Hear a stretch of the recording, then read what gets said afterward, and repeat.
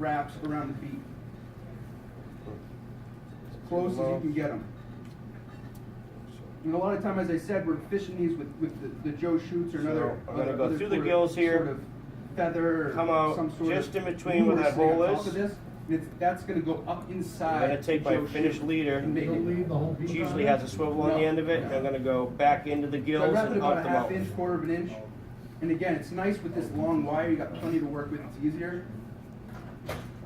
So then just cut it off and cut the So beak what down I've done here, close to the end of those wraps as you can without cutting the line.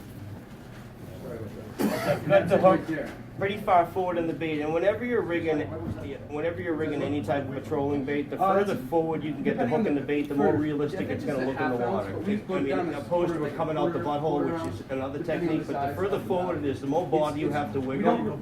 So after I've successfully centered the hook out of the belly there, the next thing I'm going to do is I'm going to because if it's too big, sew the gills like I did before, but there's actually another, I mean, it's got another purpose. I'm shutting the gills, preventing the water from going through there, but I'm also, as I said, you can see that when I go through the gills, I'm going to go through the eye of the hook as well. Well, it's not exactly the eye of the hook. This is connected with the, it's crimped down there, with an SG crimp, and there's a chafe loop there. So I'm going to go through the side of the gills, through that chafe loop, and you all see that? That's going to be my target. So then, that's going to do two things. It's going already to on the line. close the gills, crimped on. which I explained to you is going to prevent water intrusion, and it's also going to keep the hook. One thing too, before you send it into the outer, it doesn't send it back. Straight up and you down. always hold it next Exactly. to the boat and make sure every single bait, you make sure it's not spinning, because no matter how many Use times it for you do it, whipping through 1 the out of 10 bait. times it's going to be a shitty bait. You're going to have to come back and re-rig it. So again, if you learn anything from this presentation, try and remember the snot. It's a real I try to convenient knot. re-rig It's them. quick. Just take your because two they're so tag ends, expensive, but a lot of times, double them up because of the damage you do overhand inside knot the back when you're putting the bait through, you got with the to start over. two pieces of floss, Too, right? You have to get smaller. and then Mackerel or Cinch it value?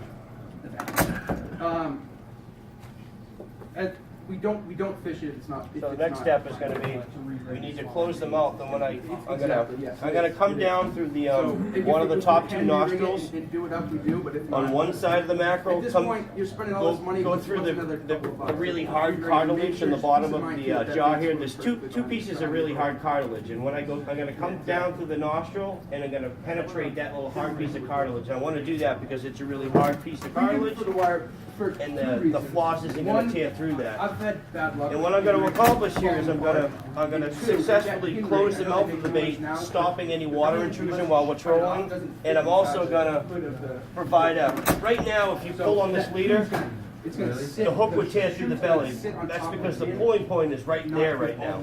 So I'm going to move the tension when you pull on the line. The pulling point is going to be at the bridge of the nose where I close the mouth here after I've done this. So that way when the bait's being pulled in the water, it's going to be pulled from here. That's where all the tension's going to be. Instead of where the hook is coming out of the belly, which will allow it to swim naturally in the water. And if I don't do that successfully, then this hook, if there's any type of inertia trying to pull this hook forward, you're going to tear through the belly. And it's not going to look, it's done after that. So, two things we're doing here. I'm closing the mouth, So a lot of times and I'm moving the pulling point of the bait. So there's two little holes on the top of on the nostril there. Go down through one of them, and as I'm doing this, I'm sliding the mono to the opposite side of the nostril I'm coming down on, and I'm doing that with the intention of keeping the mono in between both of these stitches. Is everyone with me? Yeah. Yeah? Awesome. So I've gone through down one side, now I'm going to turn it Any other over. questions? You guys want to come take a look? Feel free to rig it too. We got plenty of baits here. If you feel the need, want to try it out. Using this hard piece of cartilage, symmetric on the other side, and now I'm moving the mono to the opposite side this time. Coming up, out that nostril.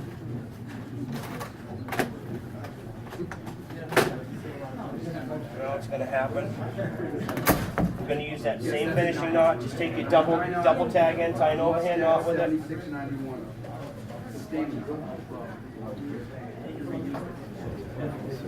Cinch it down. Now my mouth is closed. And what we're going to do next, this is referred as the, technically it's called, I call it moving the pulling point of the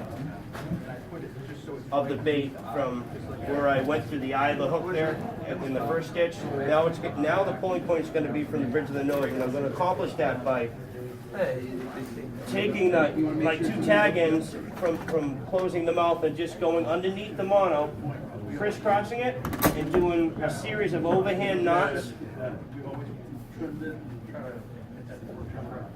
And the key is, every one of these knots needs to be, you want to cinch it down nice and tight. If you do it correctly, you'll get cuts in your fingers from doing it. But you really want to, like, when you're cinching it down, go like 90 degrees perpendicular to the mono. That'll make it nice and tight.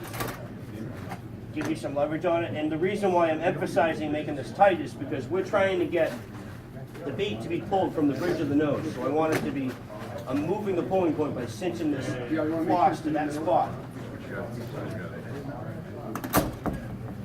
You'll feel it. So, I'm going underneath the mono, crisscrossing, just doing an overhand knot, and then, sure this will be a big shocker. The final step and the finishing knot is going to be the one that we've already done twice already. I'm just going to take my doubled up tag ends, do an overhand knot with it. Finishing knot means that all those overhands I did, if I just left them how they were, going through the water, those things that come undone and eventually would lose its structural integrity. So this finishing knot that I've used 3 times now prevents it from coming undone. And if you're really fancy and you have some Zappa Gap laying around the cockpit, it always helps to finish off any knot with that. It's not going to scare the fish away. Make up a story that attracts them if you want. So just as it stands, we'll go through the water and skip on the surface just flat like so. But if we want to turn this mackerel into a swimming mackerel, we need to add an egg sinker. That's really the coolest part of this presentation. Is I've showed you the basic concept, and the mackerel is a great example of like things, the fundamental basics of rigging any troll bait. You want to close the mouth, close the gills, and move the pulling point from where the hook comes out of the belly forward of that. Those 3 basic things, if you can remember that, you can rig just about any bait. So the neat way that Damon and I discovered to attach an egg sinker to the mackerel